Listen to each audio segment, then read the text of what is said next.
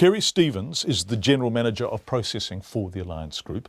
I asked him if the sheep in the yard had been treated appropriately. Yes, they are. We've got systems in place that are quite sophisticated systems that ensure that we meet all of the animal welfare codes and all of the regulations. Those systems involve we monitor the time that the animals move through the system.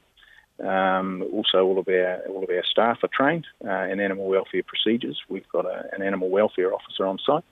Our systems and procedures are validated by the Ministry for Primary Industries to also ensure that we comply with all the relevant codes.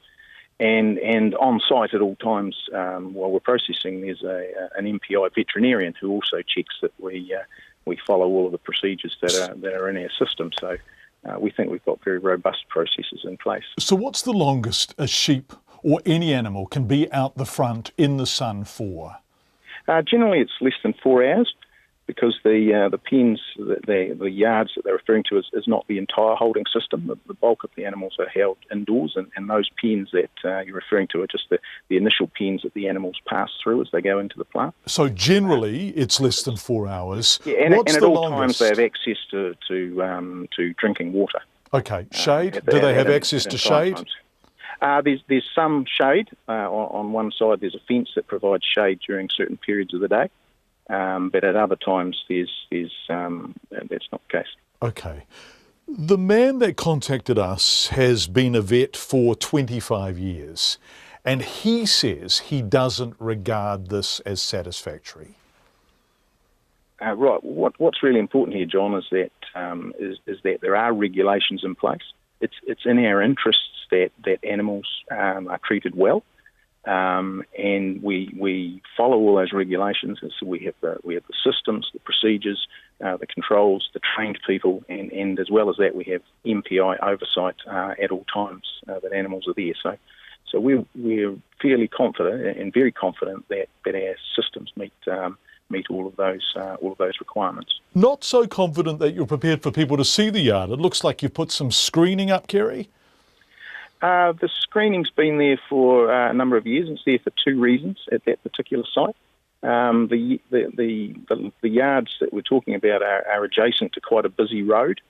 They're immediately adjacent to quite a busy road. So the screening was put up quite a number of years ago for twofold purpose. One was to minimise any distress that animals might suffer because of cars and particularly trucks and that passing by at what is reasonably close proximity. And as I said, that also provides at certain times of the day an element of shade across the yards as well. So it must be a small element of shade, because the screening is just large enough for people not to be able to see over the top of it. In summer, of course, the sun is directly above, isn't it? It's directly overhead. And that's why I say only at certain times of the day. Right. What times of the day in particular? When the sun is low. Right. So which would be when you would need less shade, right? Possibly so, yes. I mean, ideally you would have shade when the sun was at its hottest. But as I say, the main reason this shading was originally put up was around the proximity of the animals to the roadway and the potential for distress caused by traffic passing by. What this man said to us was he was caught looking through a gap in the screening, and then when he went back later, the gap had gone. And I wonder if you are trying to stop people from seeing these animals in this yard, in the sun, without the shade.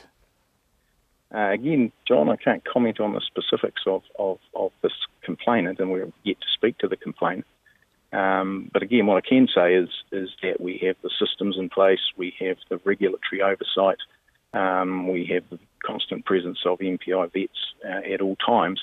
That's our primary means of ensuring we meet requirements. Kerry Stevens, who is the General Manager there at Alliance in Stoke. The Ministry of Primary Industries declined to be interviewed tonight. Its District Compliance Manager for Nelson Marlborough is Ian Bright. He says the MPI has received 3 complaints regarding stock in the yards at the Alliance plant at Stoke in December, January and on February 9.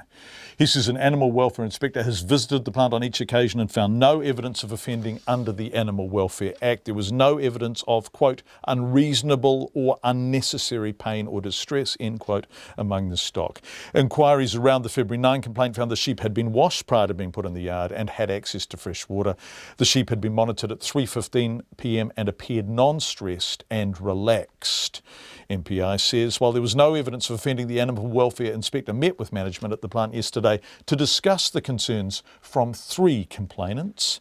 He says MPI received an email from the company this morning outlining the planned addition of a fine water misting unit to make the wait for stock more comfortable.